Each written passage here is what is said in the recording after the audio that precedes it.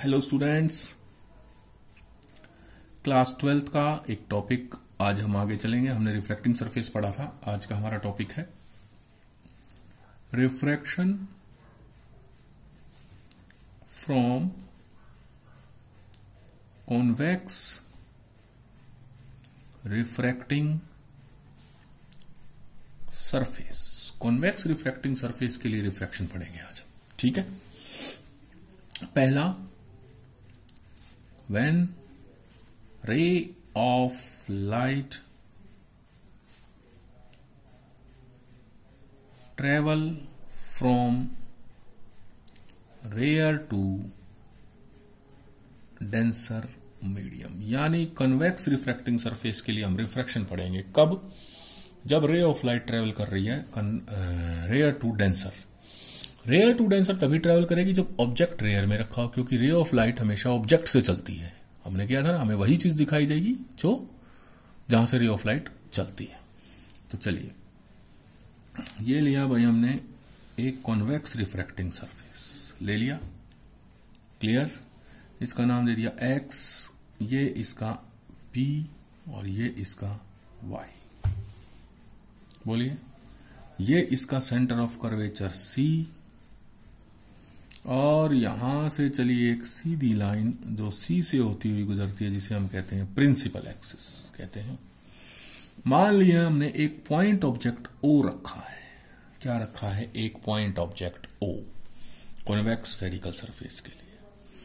ओ से चली रे ऑफ लाइट और यहां टकराएगी, क्लियर है। आपको पता है ये कॉन्वेक्स रिफ्रैक्टिंग सरफेस, इधर है डेंसर मीडियम μ2, याद कीजिए हमने किया था, है ना। हमने ये वाला काटा था तो इधर तो कांच था और इधर एयर थी, तो एयर वाला कांच वाला μ2 और एयर वाला μ1, वही लिख दिया हमने μ2 μ1, ठीक है, μ2 μ1।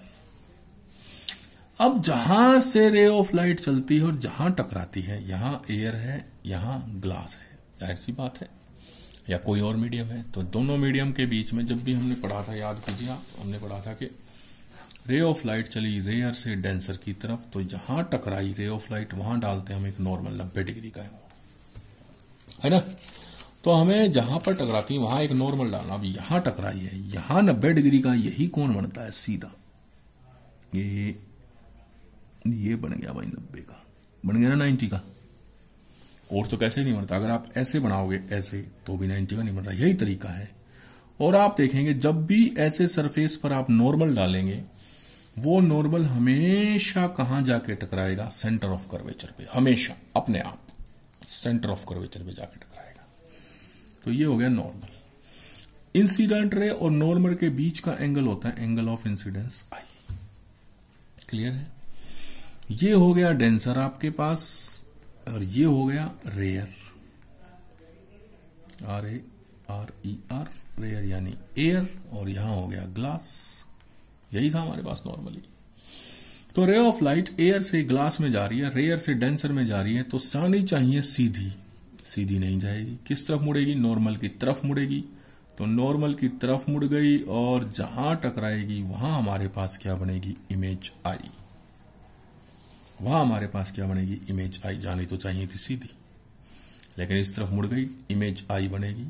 अब नॉर्मल और रिफ्रैक्टेड रे के बीच का एंगल होता है एंगल ऑफ रिफ्रैक्शन आर। ये तो हमने पढ़ाई है।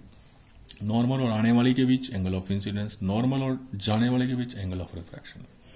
अब तीन चीज आपको करना है। ऑब्जेक्ट के साथ वाले एंगल को हमेशा अल्फा कह दीजिए अपनी तरफ से, इमेज के साथ वाले को एंगल को बीटा कह दीजिए, और सी सेंटर ऑफ कर्वेचर के साथ वाले एंगल को गामा कह दीजिए। ये काम आप अपनी तरफ से साइन कन्वेंशन लगा लें, क्लियर है। बोलिए, देन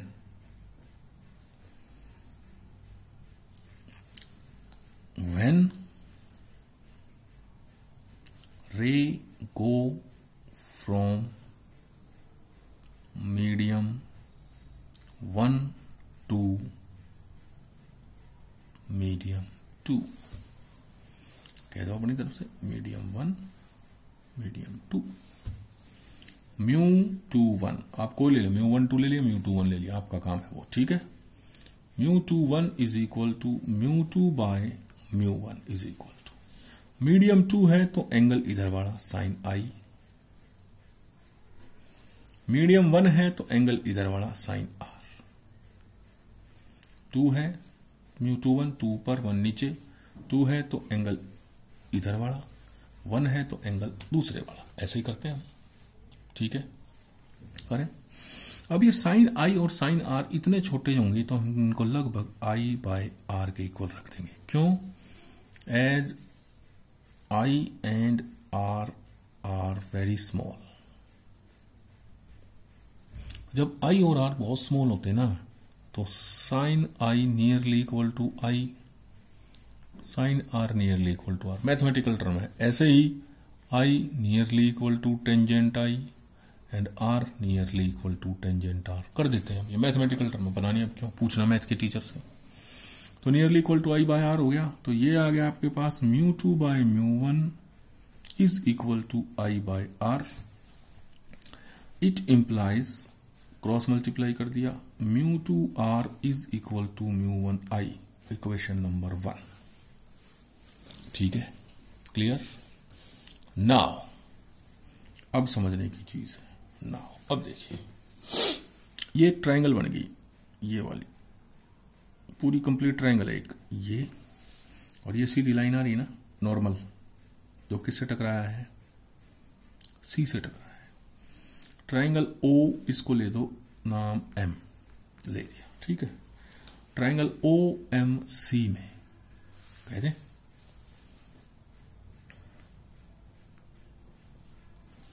एम सी में क्या हुआ है? ये हमारे पास ये बना है, ये बाहर का एंगल है, exterior angle is equal to sum of interior angle. ऐसे होता है, एक रफ काम में समझा देता हूं। मान लीजिए आपके पास ऐसे हो ट्रायंगल, ऐसे ट्रायंगल है और ये है आपके पास एक एंगल आई। तो ये एंगल आपके पास ए है और ये एंगल आपके पास बी है, तो then I will always be equal to A plus B. मान लीजिए आपके पास एक ट्रायंगल है, ये रही, ये एंगल ए, ये एंगल बी, और इसकी साइड को आगे बढ़ा दिया, ये angle I, then I will always be equal to A plus B, यानी interior angle, exterior angle will be equal to sum of interior angle. ये लीजिए, इसमें एंगल आई एक्सटीरियर है, अल्फा प्लस गामा क्या है? इंटीरियर है। तो हमारे पास क्या बन जाएगा? Angle I is equal to angle alpha plus angle gamma, alpha plus angle gamma बन जाएगा। क्लियर है? बोलिए। इसी तरीके से आप क्या करेंगे अब? Angle I is equal to angle alpha plus gamma. क्यों? क्योंकि एंगल आई एक्सटीरियर एंगल है, अल्फा प्लस गामा। अब इसमें आ जाइए, इसी ट्रायंगल में एक ट्रायंगल ये और ये पूरी ट्रायंगल बन गई। ट्रायंगल बन गई एम आई सी, गामा बाहर का एंगल है, आर और बीटा अंदर के हैं, है ना?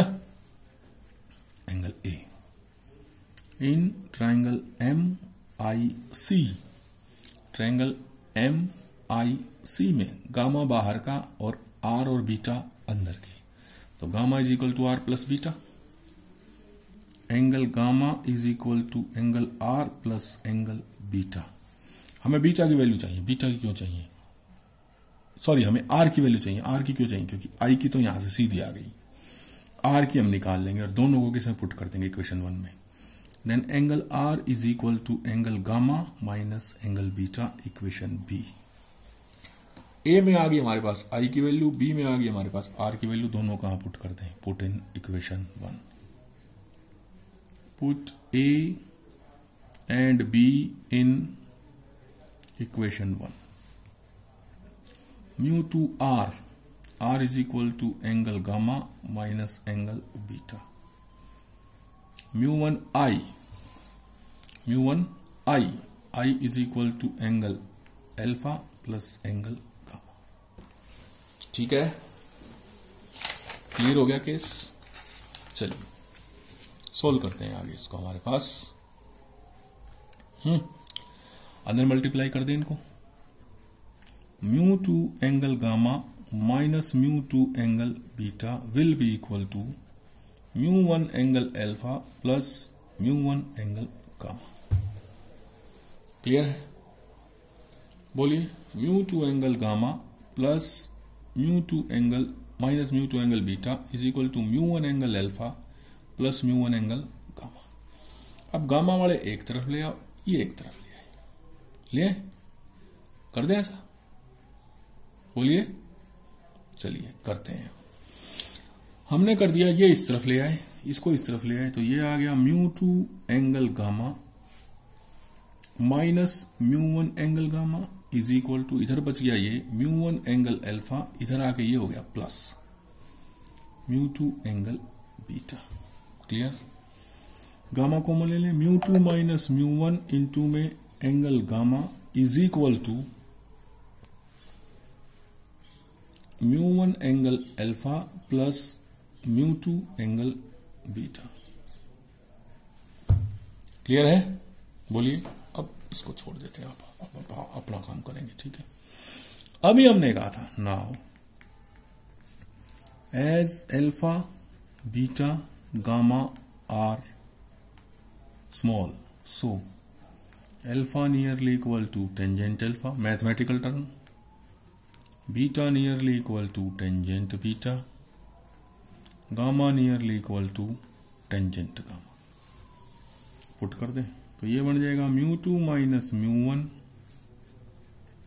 Tangent gamma is equal to mu one tangent alpha plus mu two tangent beta.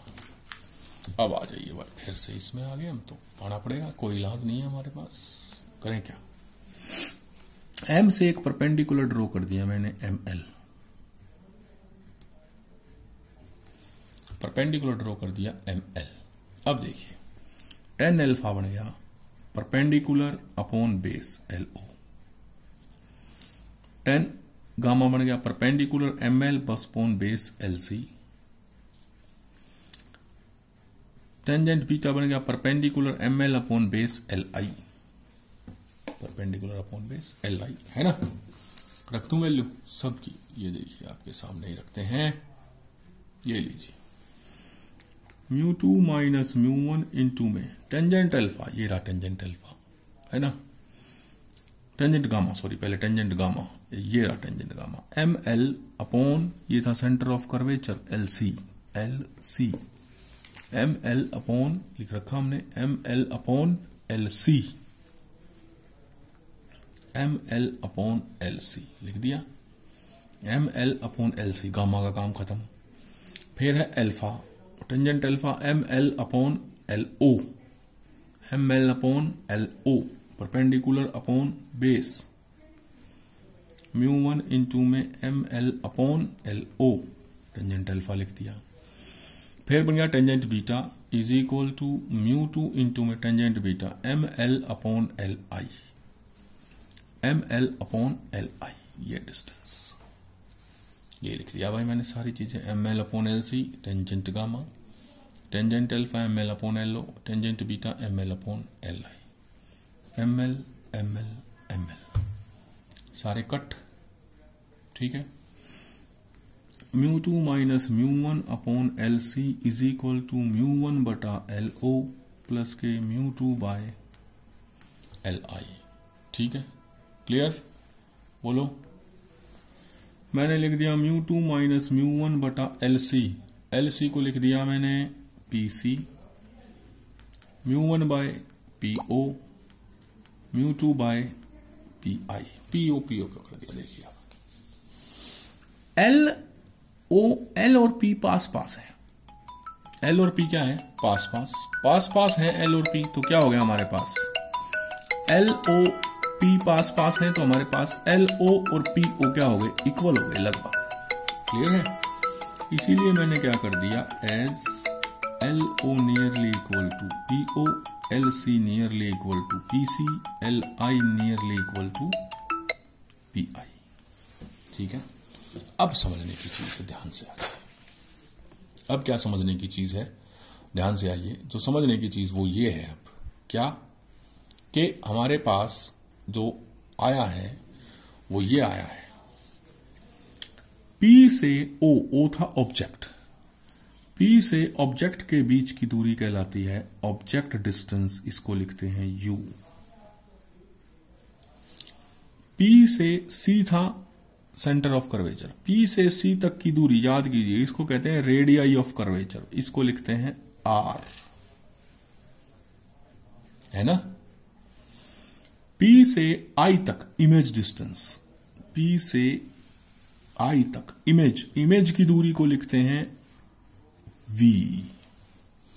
अब मैंने कहा था आपको, एक तरीका बताया था क्या, कि all the distance in the direction will be positive, opposite to the direction will be negative.